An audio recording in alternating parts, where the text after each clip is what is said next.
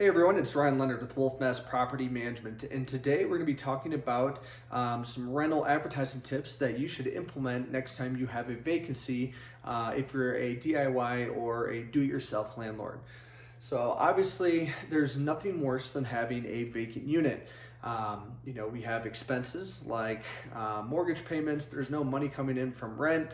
Other expenses like utilities are piling up, and all you're hoping for is a qualified tenant to give you a call and move into that property. But that's usually not how it goes. Now, leasing a property can be very easy if you do it the right way. So we're going to take a look at some of the things that you should implement next time you have a vacancy and you're putting it up online to rent, or even putting a sign in the yard. Some of the things that you want to gear towards your presentation once you have those showing. So first things is, you think everyone know this, but really start off with the basics. Now, when you're writing that description for the property, make sure that you're highlighting, even just the most basic information like the property address, square footage, number of bedrooms, bathrooms. Now, when people are doing a search online, whether it's KSL, Zillow, Rentler, usually their filter that they're going to be using is going to be based on a couple things: budget, obviously, but also beds and baths. They're going to be looking for at least 2 baths, or they're going to need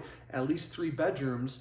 So having that information in that listing is a great way to gear qualified tenants to your property, or at least ones that are actually looking and are serious candidates. Highlight features and benefits. Now, even the properties that are in the, I guess you could consider undesirable locations have benefits to them. So if it's towards or near a busy street, highlight that it is close to public transportation. There's bus lines right over here. Also, that if it's on the top floor, it's going to have views, or if it's on the ground floor, it's not going to have stairs. So individuals who do not want to go upstairs every day, that's going to appeal to them a little bit more. So even if you don't think there's certain things that are really a benefit, highlight those, because some tenants may be looking for exactly that. Provide lots of information. So obviously, the more information that you can give, the better. Now, whether it's photos or leasing information, utility information, the more specific you are, the more qualified tenants that you're going to have.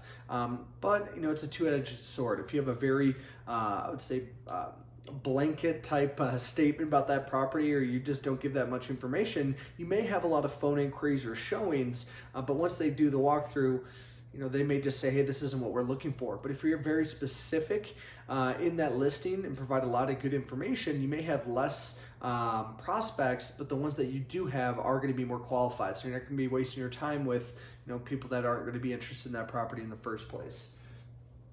Now, this is a good one too, is sell to your audience.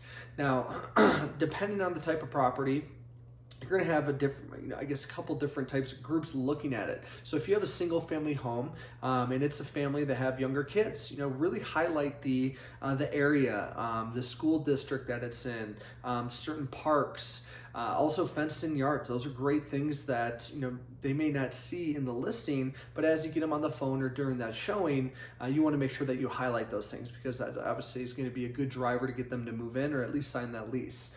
Also, if it's a student prospect, highlight that it's close to the city, or it's close to tracks or public transportation. So if they don't have a car, hey, not to worry, there's a track stop just down the street. So really making sure that you gear your presentation, or while you're doing a showing, highlighting certain things that more often than not these people are going to want to see. So again, these are just some good tips that I would highly recommend that you implement when you have your next vacancy. And again, this is not rocket science, but sometimes just in the midst of the chaos of a vacancy, certain owners may forget to do some of these things. So I hope this information was beneficial. If you have any other questions, or would like to reach out to me, kind of discuss your vacancy or your portfolio, here's all my contact information: email, phone. Give me a call. I'd be happy to discuss our services and see if they could be a good fit. Thank you.